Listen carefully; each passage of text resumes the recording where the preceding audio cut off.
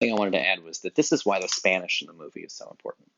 Um, because one of the when you watch Hollywood movies, a lot of them, when you watch Hollywood movies that take place in LA, for example, um, they often are filled with white people.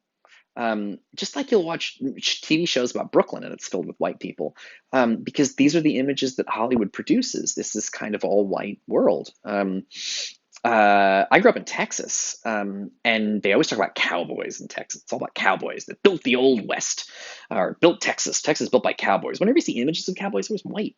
But like that's not the history of that's not what those cities are like now, and that's not who built those cities. A huge amount of Texas and California was built by Spanish speaking people, but that's not the images that Hollywood gives us. And so it's interesting that Club Silencio involves Spanish speakers because that's the kind of like the sex worker with the nipples that is with the bruised arm, and like the homeless guy behind Winkies, it's the part of LA that people want to cover up with like Hollywood magic that very often involves a lot of white faces that sort of make a beautiful fantasy out of because nobody wants to talk about the reality of it, which is the actual people that built the city.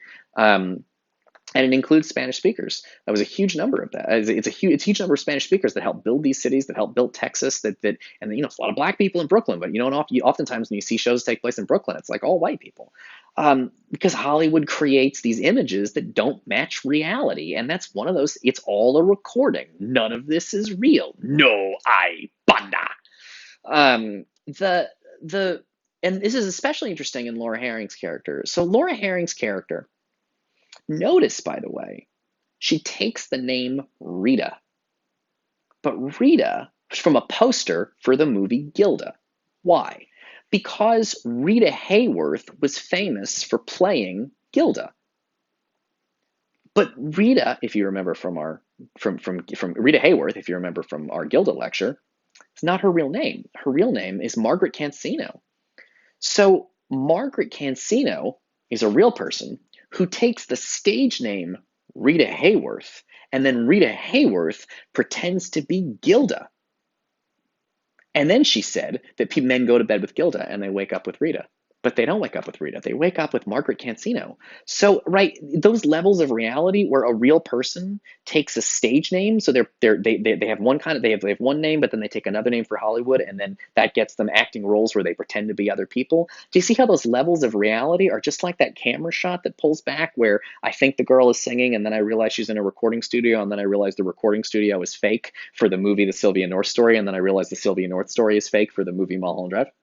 Do you notice how the levels of reality, the Naomi Watts had sex with her regular neighbor, but she wishes it was a much sexier, deadlier woman, but then she wishes that woman didn't die, she didn't assassinate that woman, so she imagines a world where that woman has amnesia. You see those levels? It's all captured by Gilda, played by Rita Hayworth, who's actually Margaret Cancino. Yeah? Or Marguerite Cancino. I think I'm screwing up the name. I'm tired. It's late. But this is the point: is these levels of reality are present in this film, and I think the most important thing about Mulholland Drive is instead of trying to solve it like a puzzle, we kind of sit with and consider and think about the images and ideas it's presented us with, and don't try to solve it. It suggested a lot of things.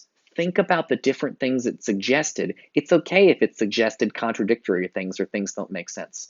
Instead of trying to solve it so the world of the characters makes sense, just live with it as an audience who had a very strange experience.